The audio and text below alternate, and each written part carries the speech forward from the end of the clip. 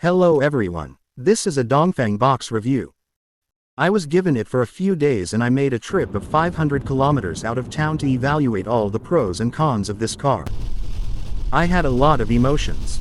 Now I will share with you. The car is rather quick.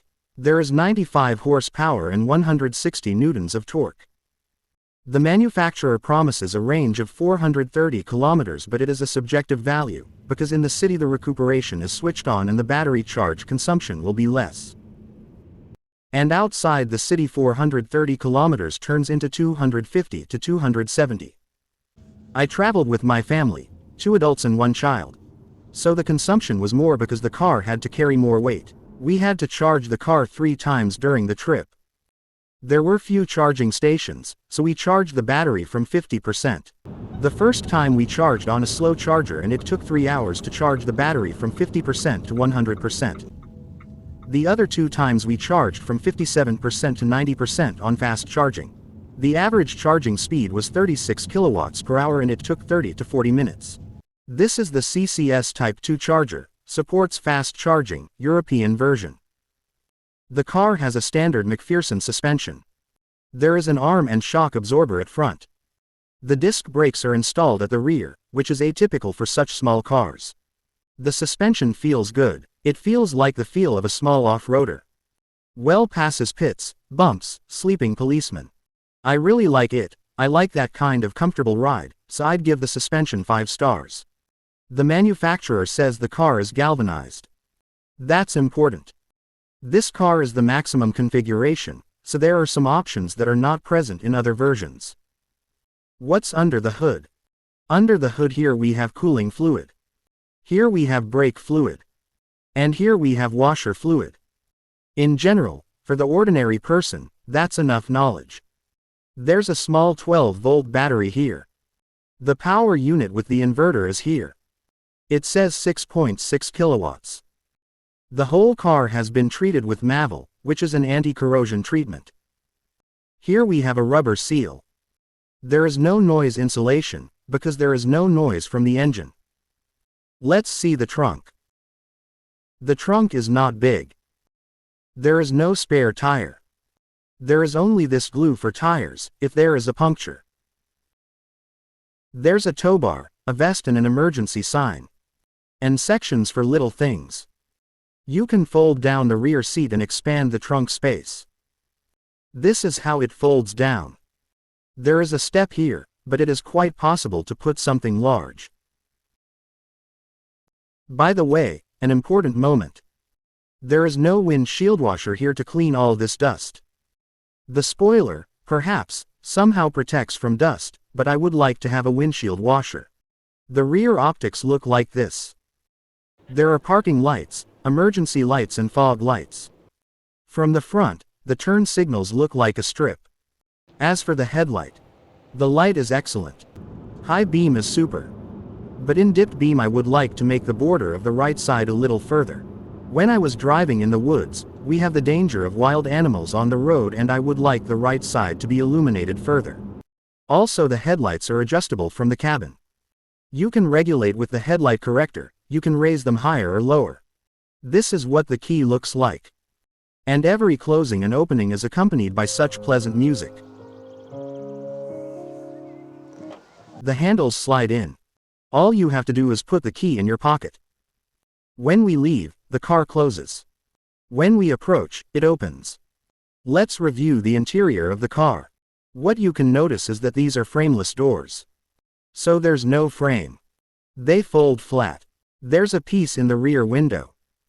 There's an automatic window lift. Very convenient. It is in this configuration there is heating and ventilation of the driver's seat. They are switched on from the central display. It also has electric seat regulation. Multiple positions. Which is also very comfortable. You can fold the front seats flush with the rear seat. Which is very convenient. You can sit on the back seat and stretch your legs. You can rest like that, sleep on the road.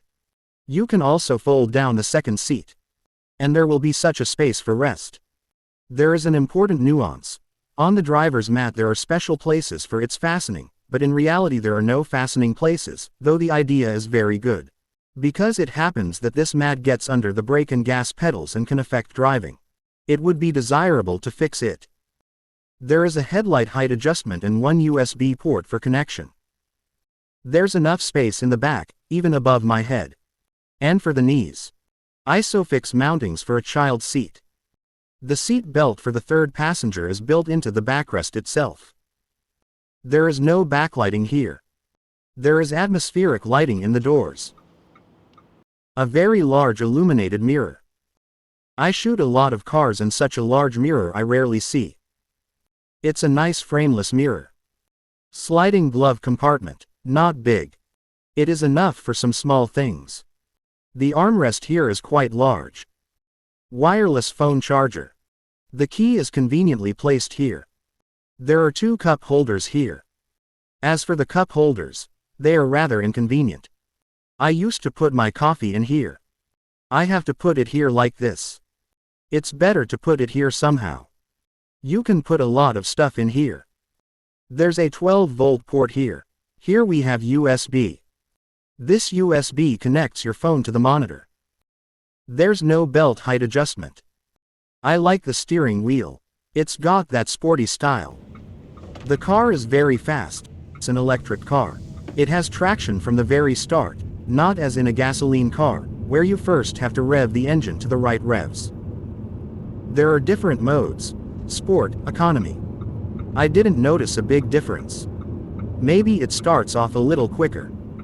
But after 50 kilometers per hour, the car does not accelerate much.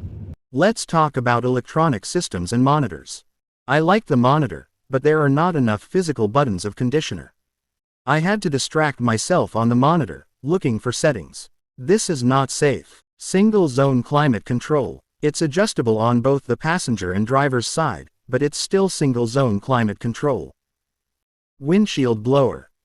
It can also be adjusted from this position, but you have to manage to get into these little tiny buttons. You can adjust the brightness of the dashboard here. But there is one problem.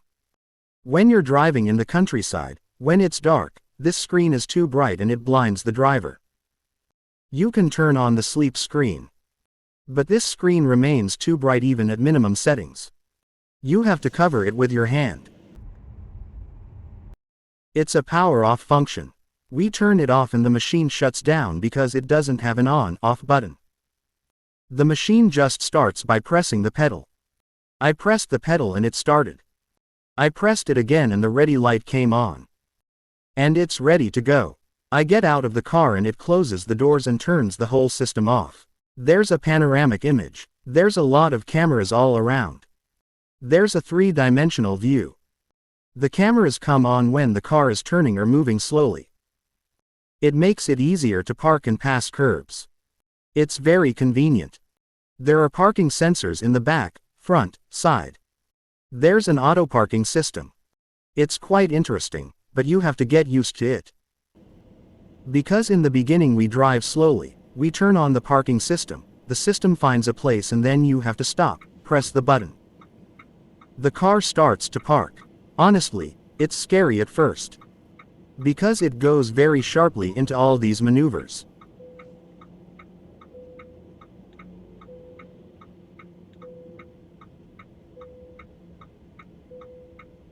One time it even tried to drive into the curb. I had to stop it. You can always stop the system in an emergency by pressing the brake.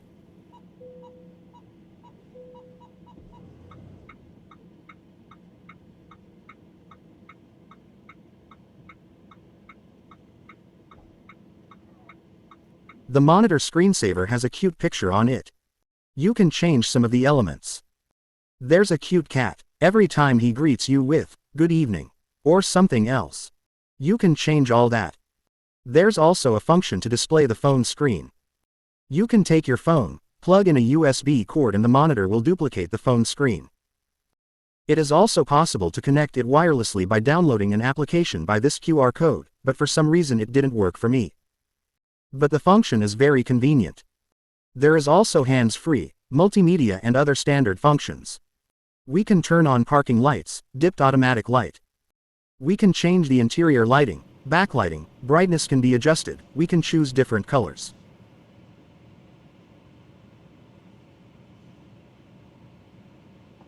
Here we can see the state of our battery. Now let's talk about intelligent assistance systems. This is a very cool tool. I am very excited about it. It's got adaptive cruise control. I turn on the cruise control and set the speed in 5 km/h increments with this switch here. And the car goes. It sees the other car and it keeps its distance. If I set it to 90 km/h and the car in front is going 80 km/h, the car will slow down.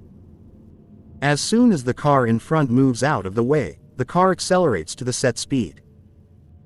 The important thing is that if the car in front stops to 0, my car also stops to 0 without any of my actions, pedaling or anything else.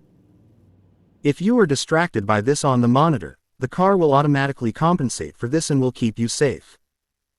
The only downside: the car keeps a long distance and other drivers often try to drive into that distance. But, at the same time, it needs that distance to brake safely.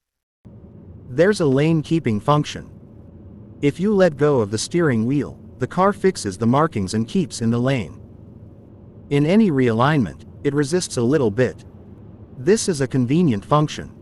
Especially I would like to tell about maintenance. The warranty of this car is 3 years or 100,000 kilometers of mileage. Every 10,000 kilometers you need to change the air conditioner filter and do a general inspection of the car, including computer diagnostics. I mean, check the hinges, the connectors. Antifreeze and brake fluid is changed at 40,000 kilometers. At 60,000 kilometers the oil in the electric motor is changed additionally. Compared to gasoline cars, this is of course easier, because the engine oil does not need to be changed. I think you'll also have to change the brake pads. But considering that this car is electric, there is regeneration and the load on the brakes is much less than in cars with an internal combustion engine, so the pads will not have to be changed often. For the city this car is excellent.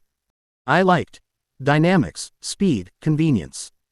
As for long-distance country trips, it is a constant stress. Because you need to keep an eye on the charge. In my opinion, for its segment this is a good car. I would rate it somewhere around 8 out of 10.